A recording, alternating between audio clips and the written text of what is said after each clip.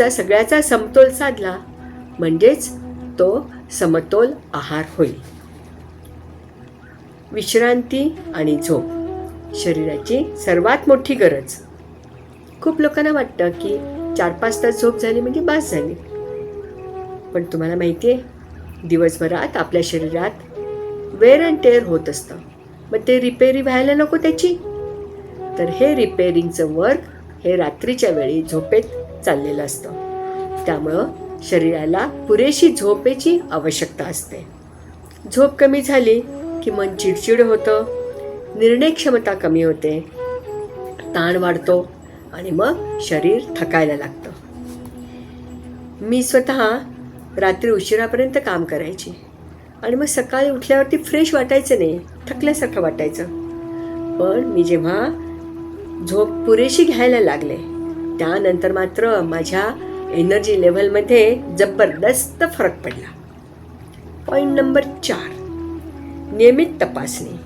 Preventive wellness. Prevention is better than cure. आपल्यातल्या बऱ्याच जणांना आजारी पडल्यावरच डॉक्टरकडे जाण्याची सवय असते. पण फिजिकल वेलनेस म्हणजे आजारी न पडण्यासाठी केलेले प्रयत्न.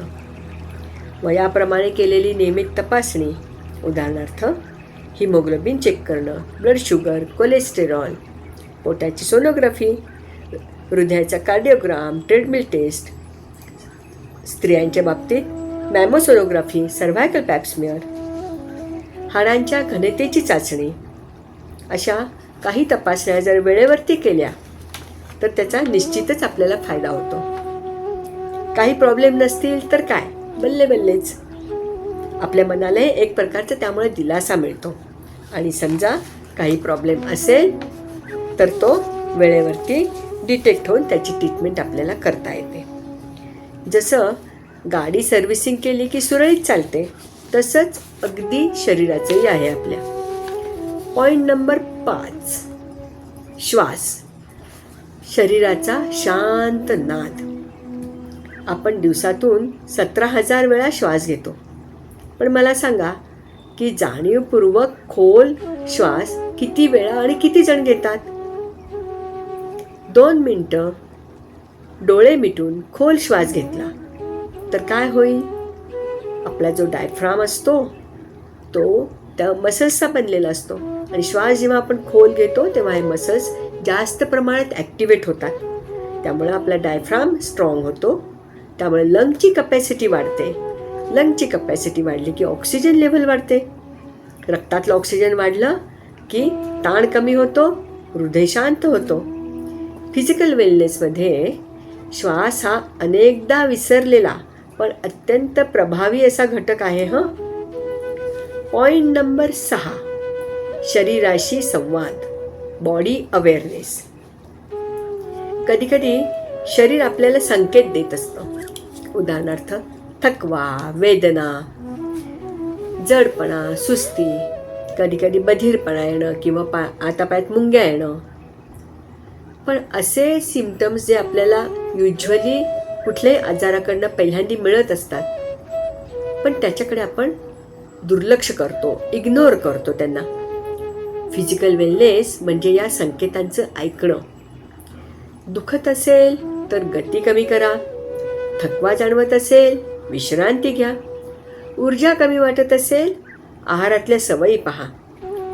शरीराशी संवाद साधणं हा वेलनेसचा मुख्य भाग आहे.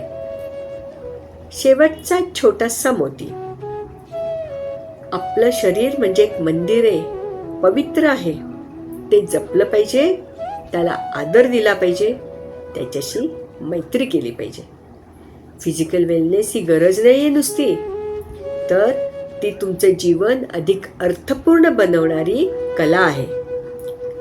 लहान लहान बदलांनी मोठा परिणाम घडतोय.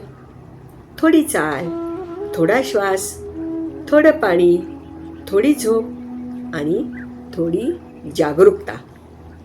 आणि हळूहळू मग शरीर म्हणू लागतं, धन्यवाद, आता मी तुझ्यासमोर तुझ्याबरोबर चालायला तयार आहे, रेडी टू गो. सगळ्या श्रोत्यांना हटके ग्रुपकडून सप्रेम नमस्कार. असेच हे वेलनेसच्या विविध पैलूंवरती माहिती देणारे, गैरसमज दूर करणारे आणि ज्ञानात भर टाकणारे हटके वेलनेस मोती तुमच्यापर्यंत आणि तुमच्याद्वारे सर्व समाज घटकांपर्यंत वारंवार पोहोचत राहोत. तुमचं मन शांत, तृप्त आणि निरोगी निरामय राहो, हीच प्रभूचरणी प्रार्थना. हटके वेलनेस मोती संकल्पना सुमेधा कुलकर्णी, संकलन व मार्गदर्शन शिरीष कुलकर्णी, निवेदन डॉक्टर मेधा ताम्हनकर. धन्यवाद.